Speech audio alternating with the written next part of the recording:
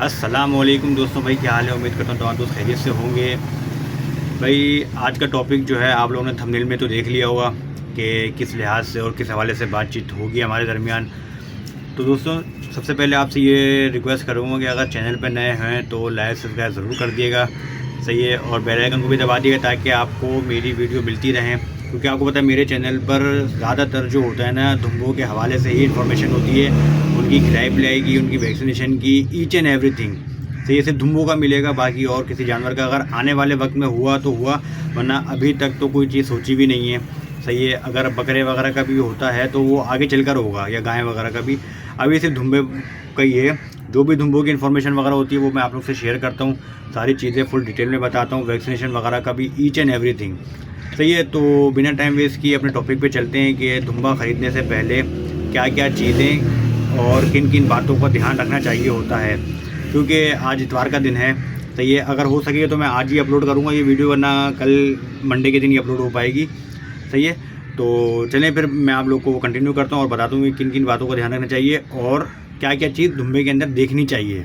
तो भाई सबसे पहले धुम्बा जब आप परचेज़ करने जाएं मार्केट या किसी घर पे जाएं या कहीं फार्म पर जाएं, तो सबसे पहले जो आपको देखना होता है ना, उसको ये देखना होता है कि उसको नज़ला वगैरह तो नहीं है। जिस तरह देख लें इसकी नाक किस तरह साफ़ है, सही है, नज़ला वगैरह तो नहीं है, या उसकी आंखों में किसी चीज़ का इन्फेक्शन वगैरह तो नहीं है। जिस तरह आप लोग को पता चलता है कि भाई नज़ला वगैरह होता है, फिर वो घर पे आ जाता है, फिर आप डॉक्टर वगैरह का सारी पंचायतें वगैरह आप लोग को निपटनी पड़ती हैं और आँखों के इन्फेक्शन वगैरह से भी निपटना पड़ता है, सही है। दो चीज़ें तो ये हो गई, और तीसरी चीज़ होती है कि कान पकड़ के चेक करना चाहिए कान के अंदर कोई ज़ख़म वगैरह तो नहीं है। अंदर ये दिखा नहीं रहा, दिखाऊँ, ये देखें साफ़ है कान के अंदर ज़ख़म वगैरह तो नहीं है धुम्बे के, सही है। क्योंकि ना धुम्बे के जिस्म पे ना बाल बहुत एक्स्ट्रा ऑर्डिनरी होते हैं, सही है। तो इतने में आप लोगों को पता नहीं चलता कि भाई धुम्बे में क्या चीज़ है।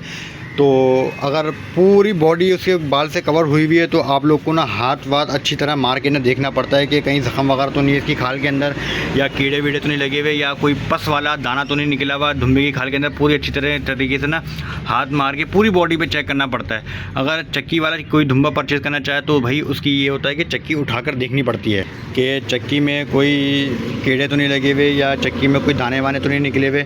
जिस तरह से ना ये हो कि आप लोग घर पे लिए हैं, बाद में आप लोग को पता चले वो कोई इशू पैदा हो कि भाई ये तो ख़राब हो गया, फिर वापस भी नहीं करा सकते। अगर मार्केट से परचेज़ करेंगे तो उस बंदे को कहाँ ढूंढते फिरेंगे आप लोग। तो इन बातों का ख्याल रखें। अगर धुम्बा पूरा गंजा है, जिस तरह ये गंजे हुए हैं, तो इनके खाल की तरफ आपको नज़र ही आ रहा होगा खुद कि कहीं कोई दाना नहीं है, कुछ नहीं है, ना कोई पस पड़ा हुआ है, ना जुएँ हो रही हैं दाने में। लेकिन आपको पता है धुम्बा इतना गर्म होता है तो उसको गंजा तो कराना लाजमी पड़ता है। लेकिन बाज़तर जो लोग बेचने वाले होते हैं, बच्चे वगैरह, तो उनको वो गंजे नहीं कराए हुए होते, वही बालों से पूरे ढके हुए होते धुम्बे। तो इस चक्कर में पूरे जिस्म पे ना धुम्बे के हाथ मार के देखना पड़ता है कि कहीं भाई कोई दाना तो नहीं निकला हुआ, कुछ और मसला तो नहीं है। और सेकंड चीज़ ये देखनी पड़ती है खुर वगैरह के अंदर कि कहीं चोट वोट तो नहीं लगी हुई खुर के अंदर, सूज वूज तो नहीं रहा खुर, या खुर बड़े हुए तो नहीं है इसकी, जिस तरह से ये लंगड़ा रहा होता है।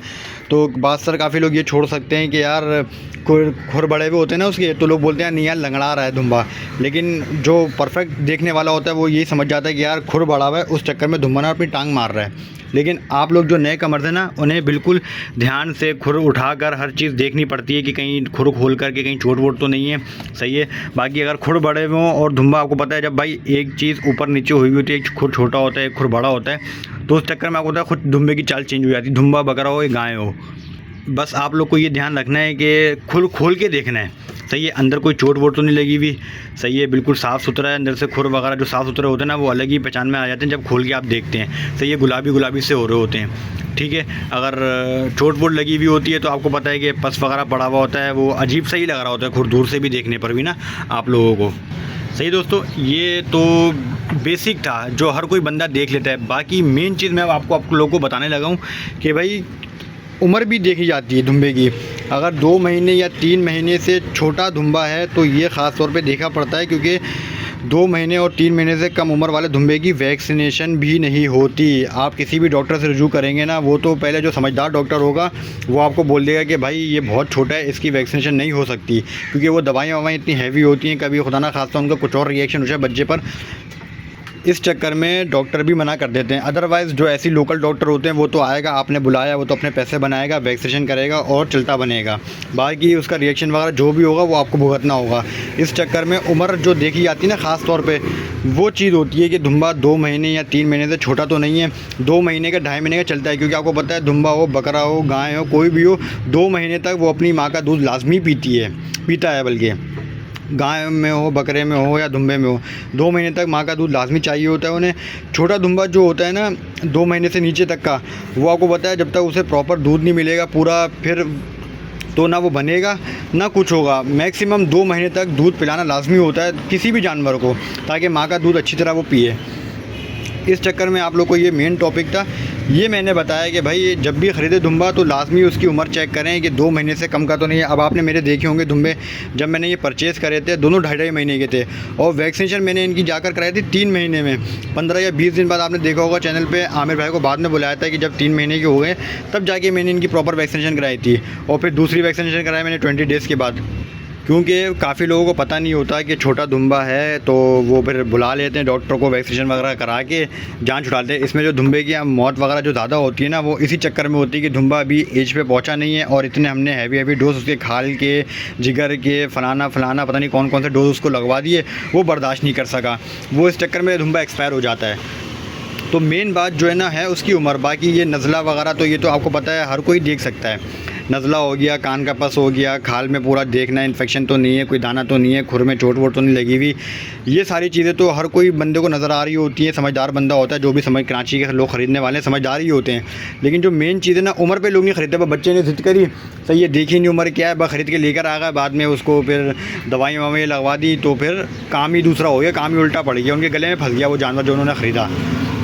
तो इस चक्कर में दोस्तों आज की वीडियो शॉर्ट वीडियो बनानी थी आप लोगों के लिए कि धुम्बा परचेज़ करते हुए किन किन बातों का और किन किन चीज़ों का ध्यान रखना चाहिए। सही है, चैनल पे नए हो तो लाइक सब्सक्राइब मेरे ज़रूर कर दिएगा। ठीक है दोस्तों, वीडियो यहीं स्टॉप करता हूँ। अल्लाह हाफ़िज़।